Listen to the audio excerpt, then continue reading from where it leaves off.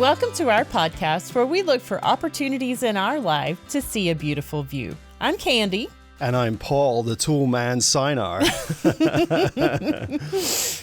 If you haven't already, I would love to invite you to check out our YouTube channel. If you enjoy listening to the Beautiful View podcast, then you will love watching it in video form. Yes, I think it's so much fun that we can share photos and video on YouTube to show exactly what we're talking about. Be sure to subscribe, though. Click the little bell notification icon, and that way you won't miss an episode. We look forward to sharing with you today, so sit back, relax, and enjoy the beautiful view. We could climb a mighty mountain, float on down a winding river, travel back in time and face our future too. Oh, I'm not scared of where I'm going, 'cause I know whose hands I'm holding. Oh, I'd go anywhere as long as you're going to. Well, I'd go anywhere as long as I'm with you. Well, here we are again, talking about your tools. Apparently, I had a lot to share. When I started editing our Tool Time episodes a while back, I soon realized we had enough material for 2 episodes. Yeah, so today's episode is Tool Time Part 2. Talking about tools is fun. There is a tool for everything. Sometimes you can get by with cheap tools. Sometimes you need quality tools. And sometimes you have to get a little creative and make your own tools. That's true. And of course, with every tool, there is a tool tale. And those are never boring. No, that's right.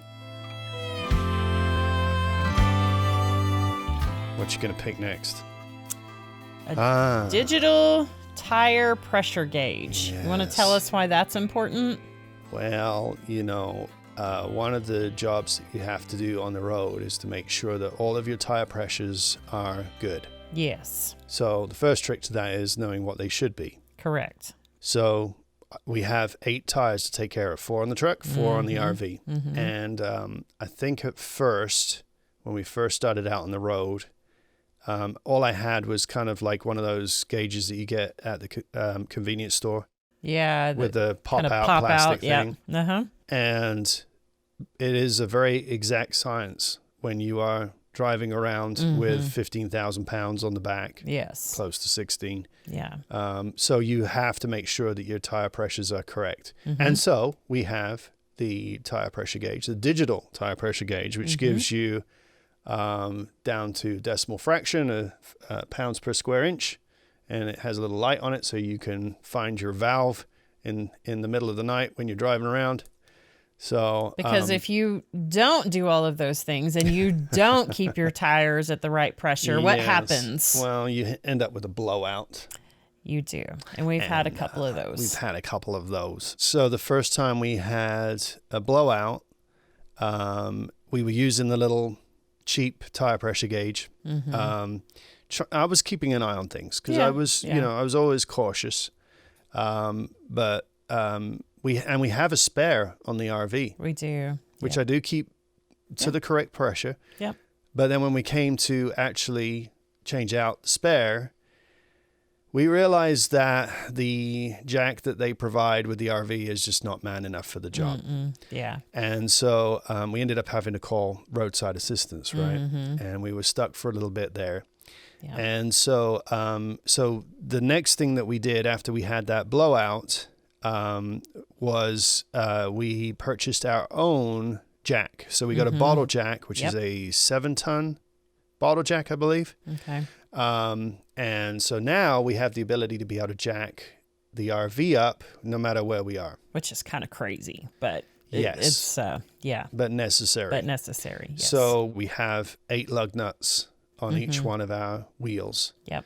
And so you have to make sure that those lug nuts are torqued to the correct poundage so that the wheel stays on. Right. That's important for the wheels to stay on. Yes. So we have 2 7,500-pound axles with wheels on there, and you really don't want to lose one of those things. No, so let's not lose a wheel. And actually, that first blowout, I believe that was the one where we didn't even realize it had happened. No, somebody flagged us down on the interstate. We didn't even, I think we just thought it was windy, or you thought it was windy when we were driving because there was a little bit of sway, but that's not uncommon when it's really windy outside. So you had actually mentioned that I think it's really windy today because we got a little sway going with the RV. It's like a gentle sort of sway. Yeah, well, that's because we completely lost our tire. So everybody so that we had people going Sparks past us, flying. and the sparks flying out the back. By the time we stopped, there was nothing left of the wheel. Nothing. Like the alloy wheel had completely worn down. It's crazy. So we have the bottle jack now, so we can change out to the spare. We have a torque wrench. So we can, which we keep charged up, and that's an easy way to get the lug nuts off and back on again, because they have to be torqued up to like 120 pounds per lug nut. It's crazy. Yeah. So there's that as well. We also carry an air compressor with us as well, so that we can air up when we need to if we're at a campground or whatever, and we want to check tire pressures and stuff before we go. We can do that. So. Yeah, and that was a compressor that we actually had before we hit the road, and we just take it with us. It's a little oversized.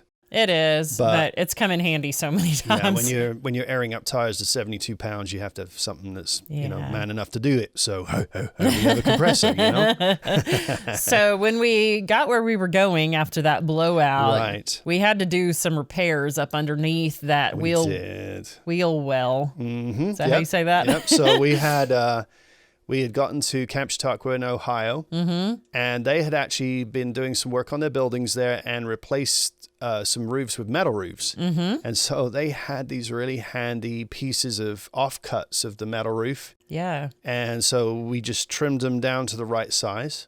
And because we had a little bit of a hole that we had to cover up there because the tire had shredded the board that was the floor of the RV. Thankfully, we didn't lose any like propane lines or electrical or anything like that. There wasn't serious wasn't damage. any like major. It was mostly cosmetic. Yeah, it was. So for the future, just kind of thinking ahead, I decided what we're going to do is we're going to line the wheel well with metal. So if this does happen again, we at least have a chance to stop before it starts shredding the floor of the RV. Right. Yeah. So we did that and placed metal underneath both sides. And so that looks real good. Now, I know a lot of people are saying, you're probably like, if you're in the RVing community, you're like, come on, Paul, you can do the tire pressure monitors on the back, the wireless tire pressure monitors. Yeah. I know. We never got around to doing that. So, and we still don't have them. We just... Every time we stop for diesel, because we don't have a reserve tank or anything on the truck, so we're stopping pretty regularly for diesel. Every single time I go out, check the tires, check the tire walls for bubbles or any sign of any wear. And so that was where we kind of came up to our second issue with all of that, which is when I was being, we stopped, I checked the tires of the RV, and one of them was looking like it was wearing a little unevenly. And so we decided, look, let's just go ahead and get it changed. Yeah. So we pull into this tire place in the middle of nowhere. They had these bays that you had to back up to. It was meant for semis, for big trucks. Yeah. So perfect for the length of vehicle that we had. And so we backed up into one of the bays, and they changed out the tire for us. I was very proud of myself, caught it ahead of time. Yeah, we're being mature here. Yeah. We're, good job, Paul. Good job. And so anyway, when we pulled out from that bay, which was made for semis that have the wheels all the way on the back, an RV, a fifth wheel RV, has the wheels in the middle, so the tail swings a little more. And so as we pulled out, the tail swings out and catches the bar that was holding the roof of the bay up. And thankfully it didn't damage the pole, but it kind of ripped the back end off of our RV, which brings us to our next really important tool. Yes. This little roll of duct tape right here, this was what got us to the next place. Because we literally had to duct tape our back wall on. We did.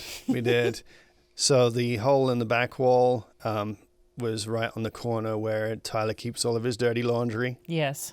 So there was a little trail of Tyler socks all Yep. the way back to the bay that we had to pick up. Yep, we had to go pick up all of his little, Yeah. So we kind of made a temporary repair, said a few words. made up curse words. Yours might not have been made up. I don't know that mine were made up. So, and we get through a lot of this duct tape. This is Yes. actually a 3M duct tape that I really like because it's just got some strength to it. So we patched up the hole, and we got to the next park, and I bought some lag bolts and sealant, and Yeah. we sealed up that back wall again. Yeah. So We there did. you go. We did a pretty good job with it, too. Yeah, not bad. But we get through a lot of these. Yeah, that is a various things. lifesaver sometimes. It was, yeah.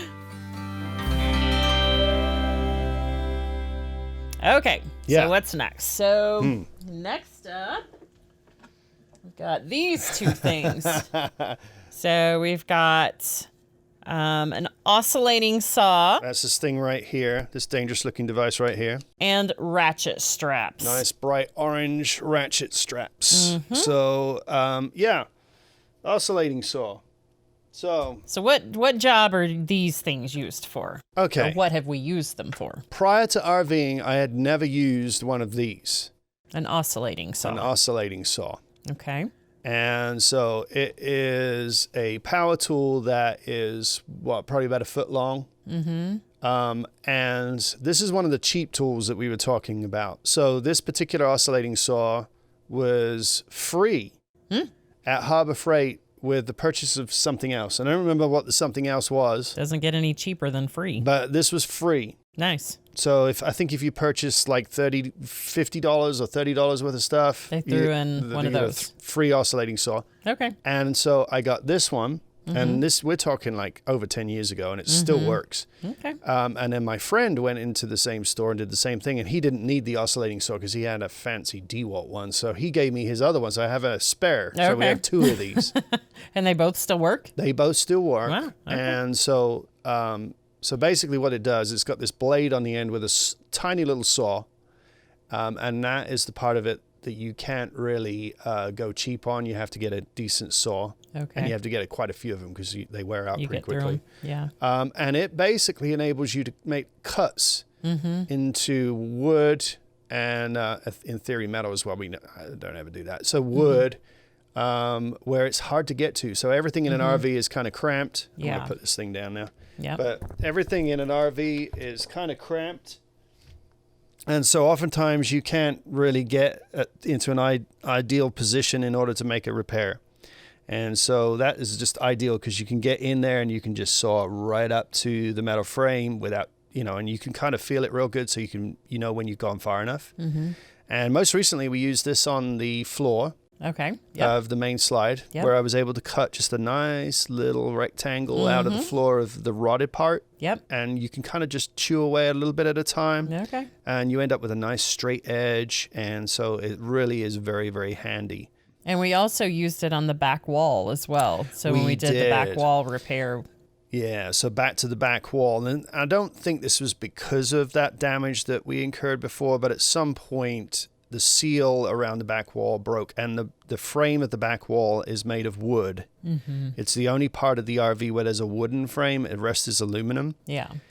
And so one day I go out there, like this was what, a year and a half, 2 years ago? Yeah. It was last summer. Yeah, so I reached up underneath the back wall of the RV, and I felt the lining that goes the whole across the back side of the RV, and where there was supposed to be solid wood, I could just soft. squish my hand and I could feel water. I'm like, It was oh bad. no. So that we had to take off the Had entire to cut back out wall. all the rotten pieces. I'm sure our neighbors thought we had lost our minds.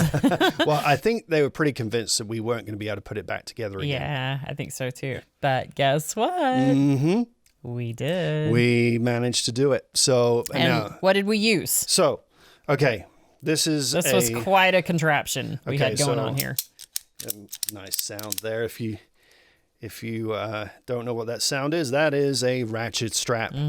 And we keep a good supply of these on the truck at all times, even without the RV. Yes. And so ratchet straps They're crucial. We use them so much for so many different things. Hold down tarps over stuff on our flatbed trailer. Yep.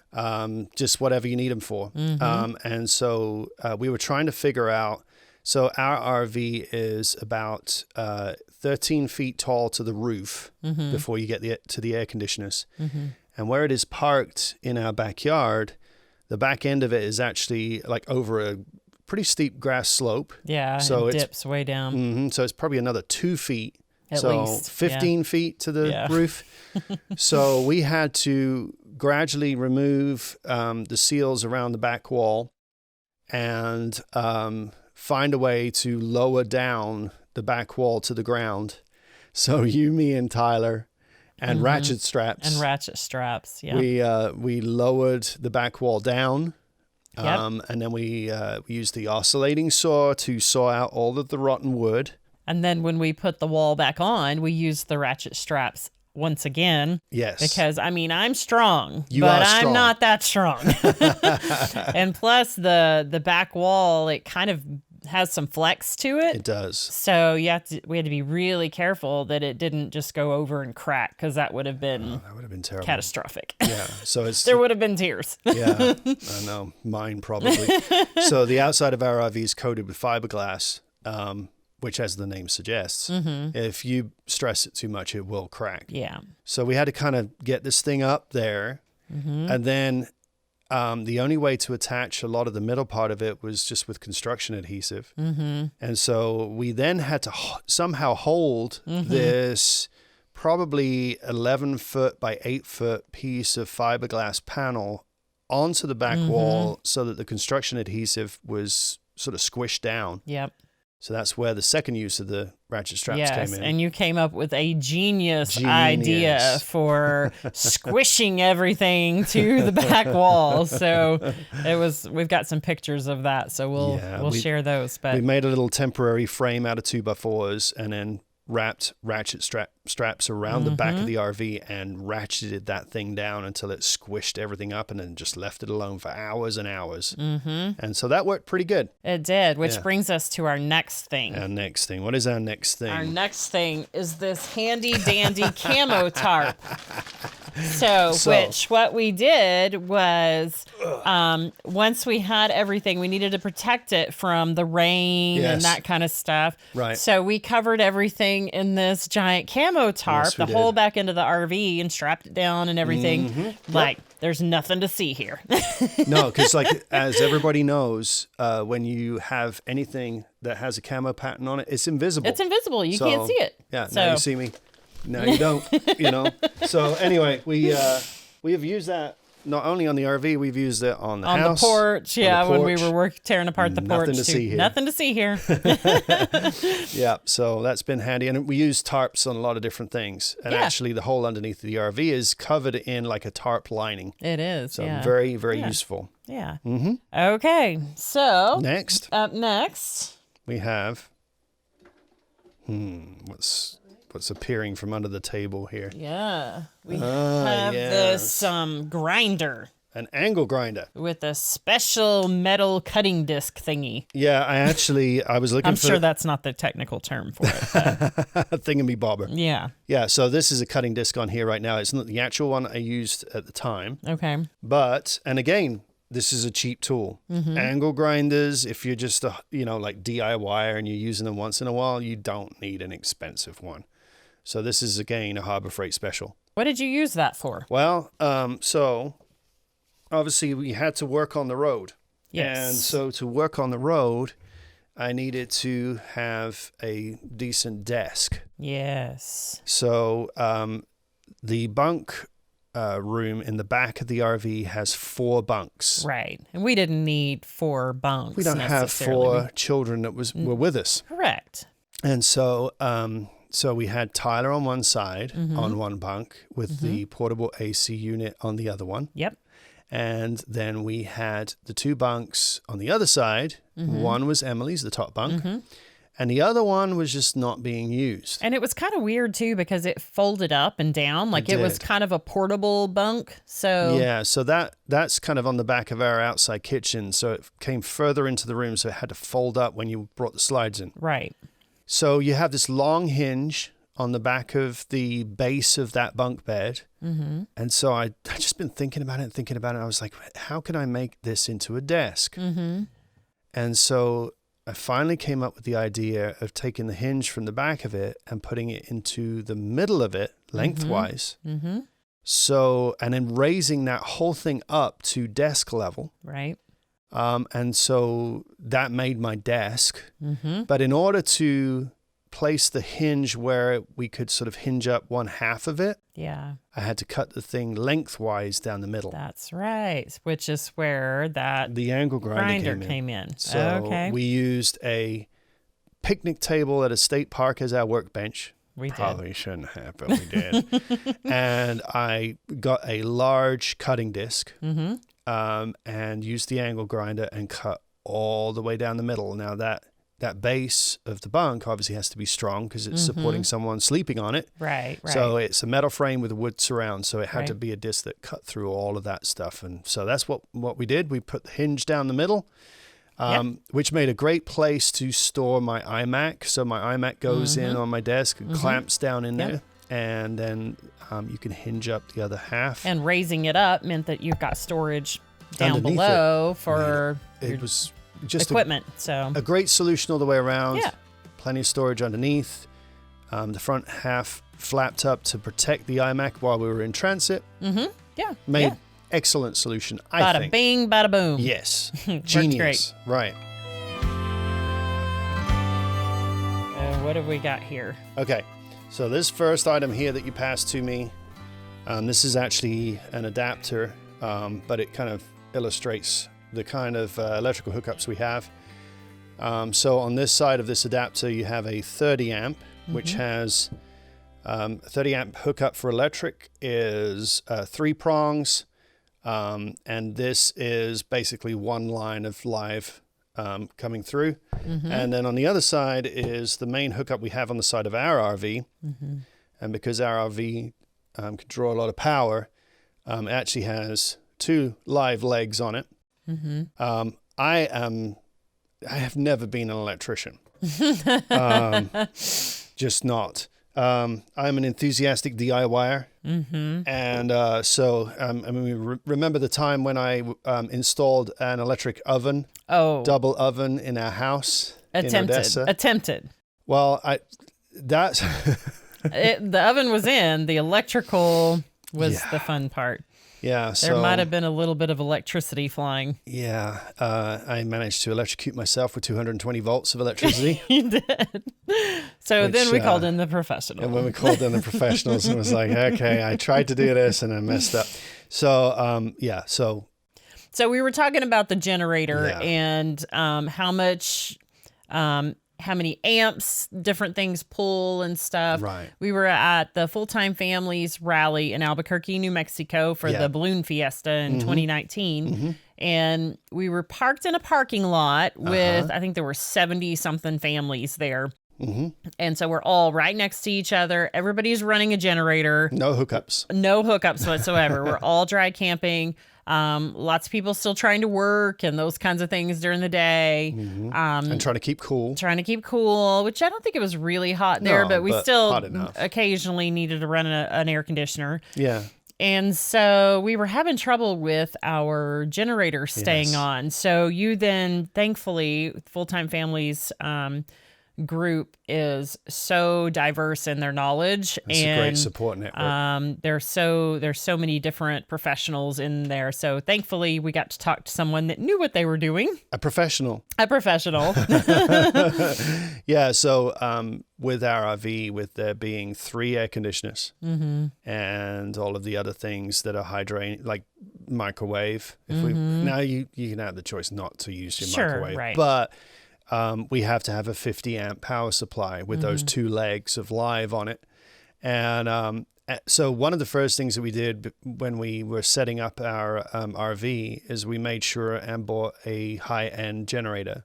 Yes, we did. So we have a 50 amp generator. Delivers 6,700 watts, I believe. And there's several different options for plugging into that generator.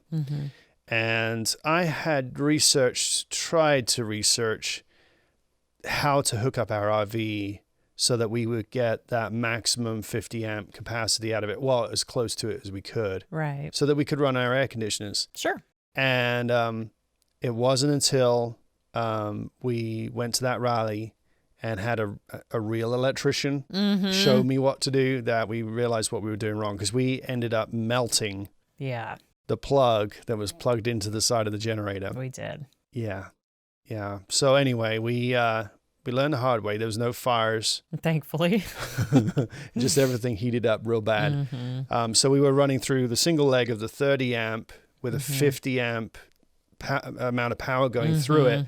And amps is the amount of power. It's a measurement of the amount of power that's going through or being drawn through whatever power cable or connector you have. So he showed me his amp meter, which is what this is. Yep. And you hook this thing around it, and you can measure how many amps is running through that cable. So there's one thing about capacity. There's another thing about like what's actually running through there. So you can turn on one thing at a time in the RV. Right, which is what we did. Yes, and find out how much power they're drawing. And then we made a chart. Yes. With all of the things on there. So every time we come back to running our generator, because we don't run it all the time when we're camping. Often.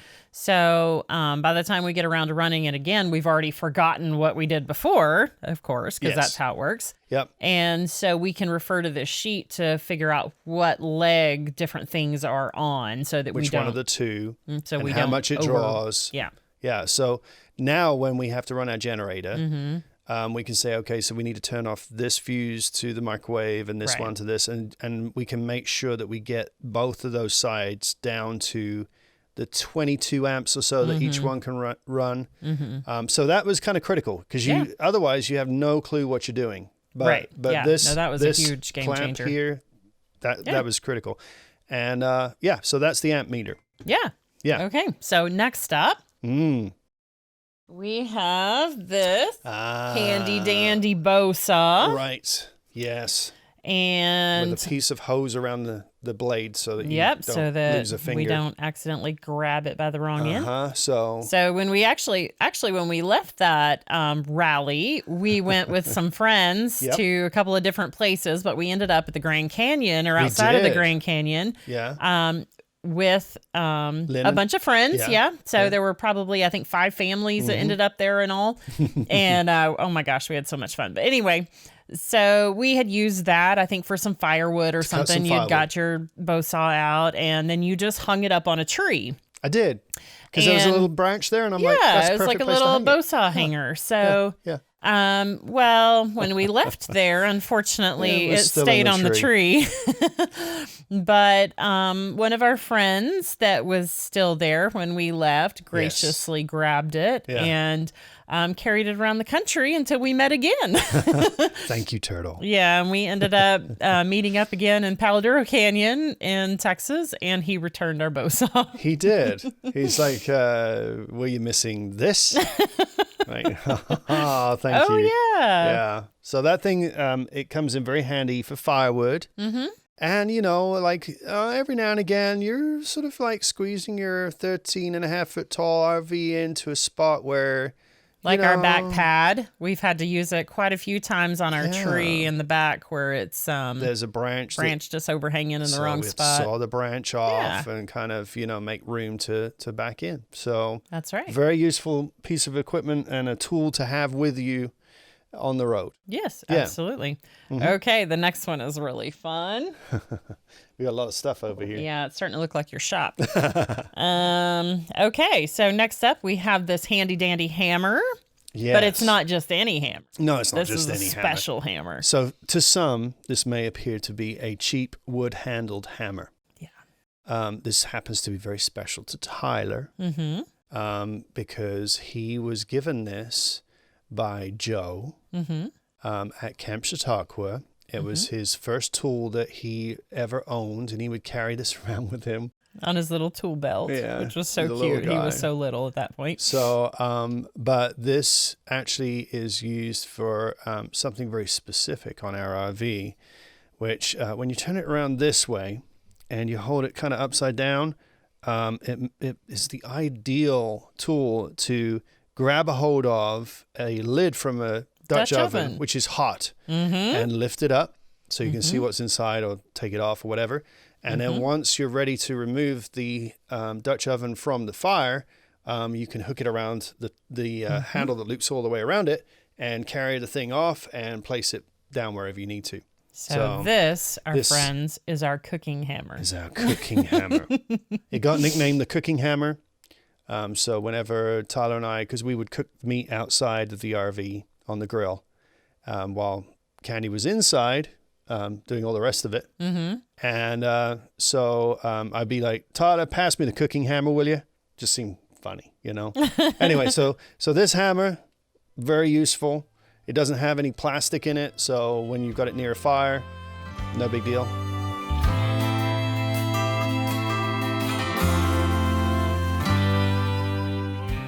Up next, Yes, we have something that very homemade. is very homemade, and it's really interesting.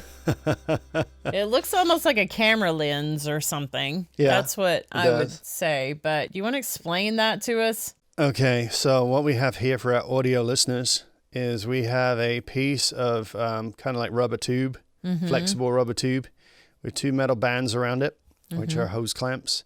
And then in this end, we have a PVC kind of cap that covers up one end completely.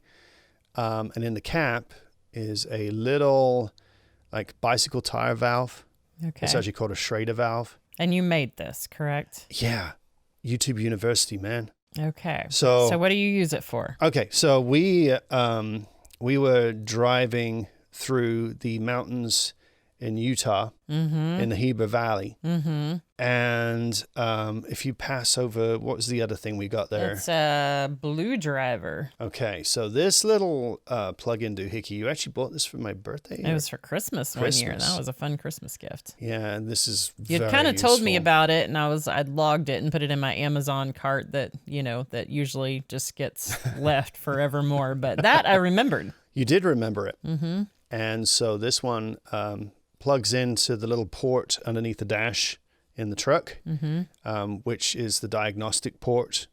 And so, you basically plug this in, and it's a Bluetooth device.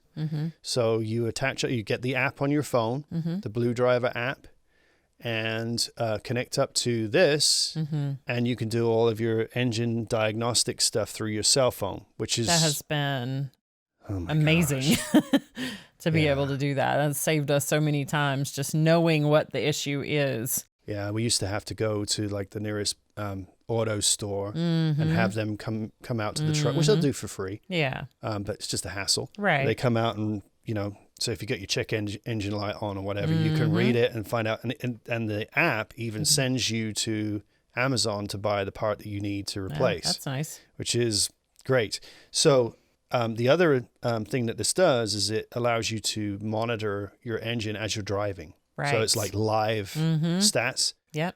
And we were really struggling up some of those hills.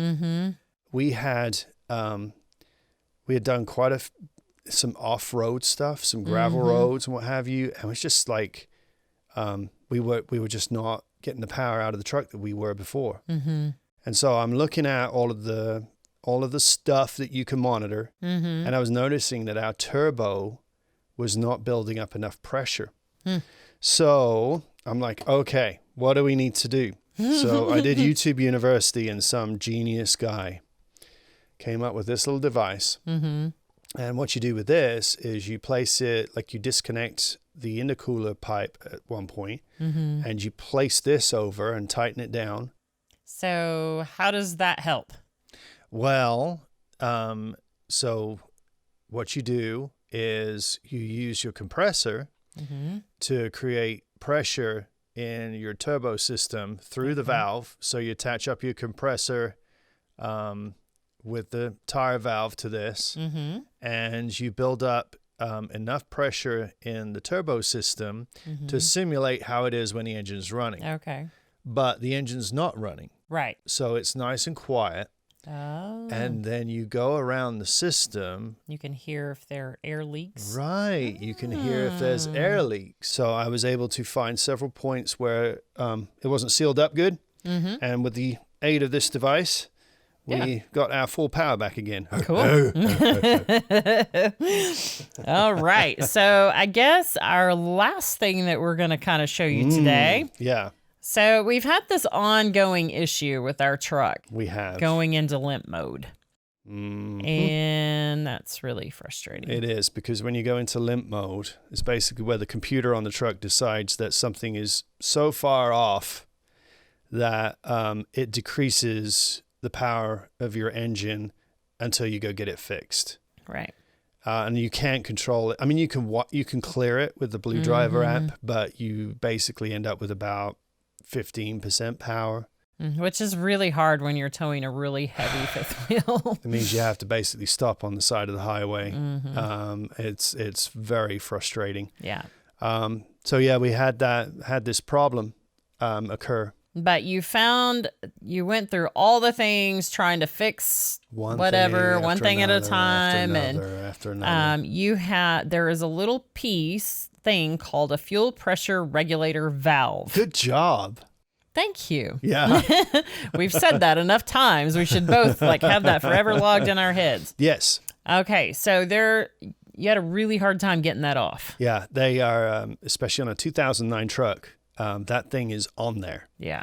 And so it's in a really awkward place. It's on the back of the fuel rail. It's right up against the bulkhead in the truck. So there's hardly any room to get in there. You remove a few things to get better access, but it's still not great. So I bought different ratchet handles. I bought sockets. I ground down sockets to make them fit so that they would get a better purchase on it. It's a very shallow head on this thing. And what I was trying to do was the fuel pressure regulator valve is there just in case. So what we actually did to this, I do not recommend that you do. It's definitely something you shouldn't do. But, some of us do it.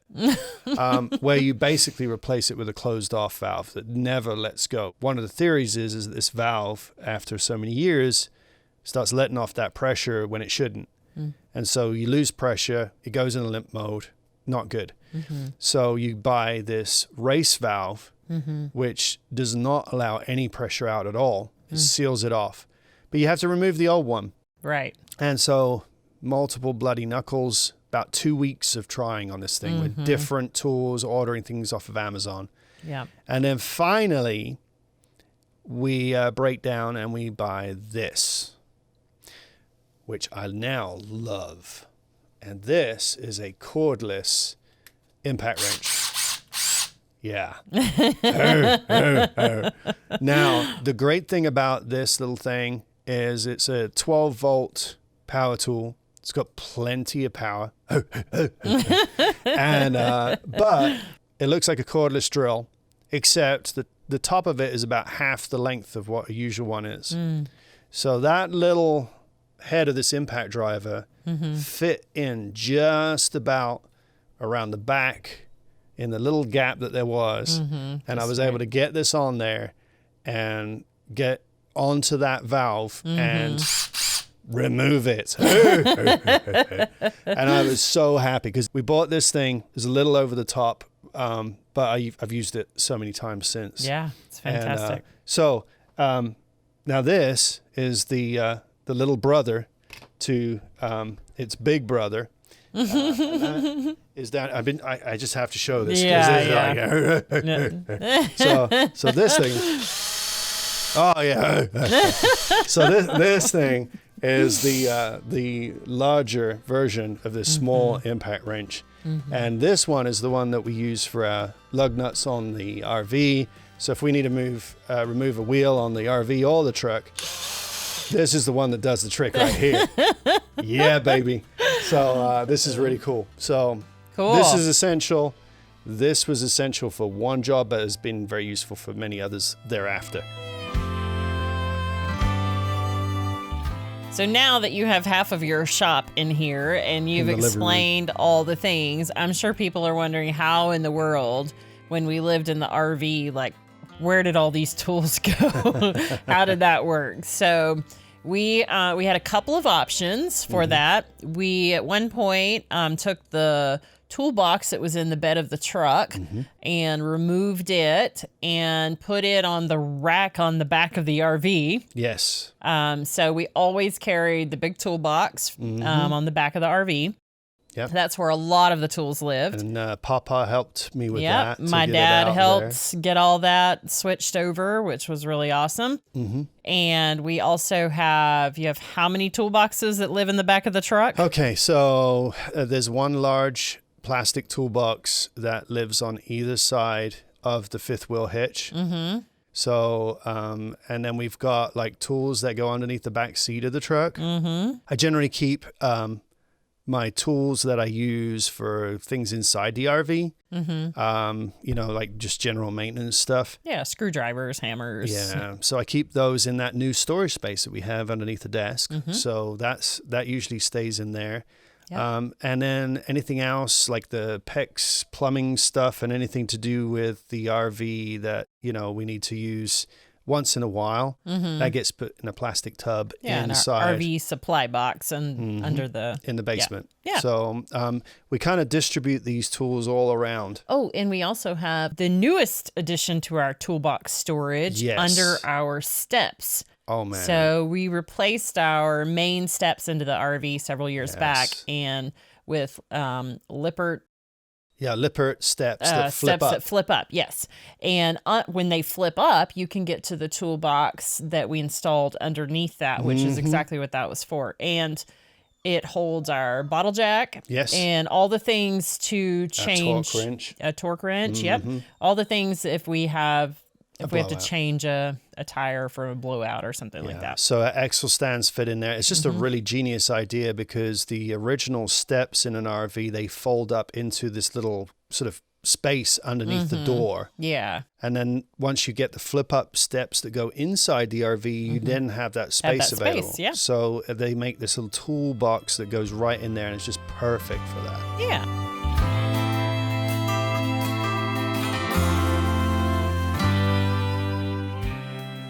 I've had a lot of fun pulling out all of these tools and reminding myself of why I have a garage full of them.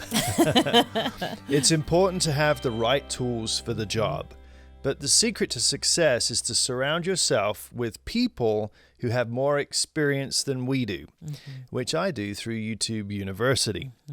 And you have to have the perseverance and endurance to stay with and complete the job. In Hebrews 12, it says, "And let us run with endurance the race God has set before us. We do this by keeping our eyes on Jesus, the champion who initiates and perfects our faith." This section of scripture in Hebrews 12 comes immediately after what we refer to as the Hall of Faith. In Hebrews 11, it lists people who were faithful through the good times and the bad.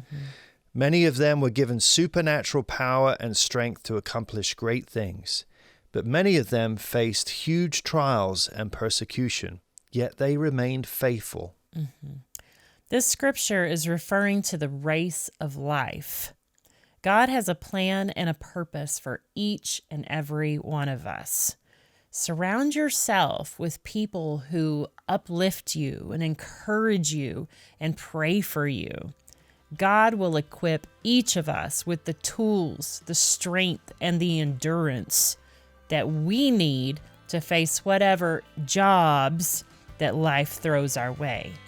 We're not running that race alone, and that is the beautiful view. Thank you for listening today. If you know of someone who would enjoy our podcast, please point them in our direction. Visit us at Beautiful View Podcast on Facebook or Instagram, share our post, or share the link to our podcast. Also, you can watch a video recording of our most recent episodes, on YouTube. The link to that is also in our show notes. Also, we would really appreciate it if you would follow, subscribe to, or leave a review for us on either YouTube or your favorite podcasting platform. These things are completely free for you to do, but helps push the Beautiful View podcast up a little further in the algorithms. And shout out to the Hopeful Few for the catchy theme song on our podcast. Thank you. You can check out more of their music on Spotify or Apple Music. The link to that is in our show notes. If you have questions you would like us to answer or suggestions for things you would like us to talk about in our future podcasts, email us at beautifulviewpod@gmail.com. And just a reminder, please consider joining the Beautiful View Patreon. This helps us keep those episodes coming and it helps cover our costs. Memberships are only $5 a month. And again, the link is in our show notes and it's also on our social media accounts. We hope you have a great day, and remember to always keep an eye open for opportunities in life to see a beautiful view. We could climb a mighty mountain, float on down a winding river, travel back in time and face our future too. Oh, I'm not scared of where I'm going, 'cause I know whose hands I'm holding. Oh, I'd go anywhere as long as you're going to. And I'd go anywhere as long as I'm with you. Yeah, I'd go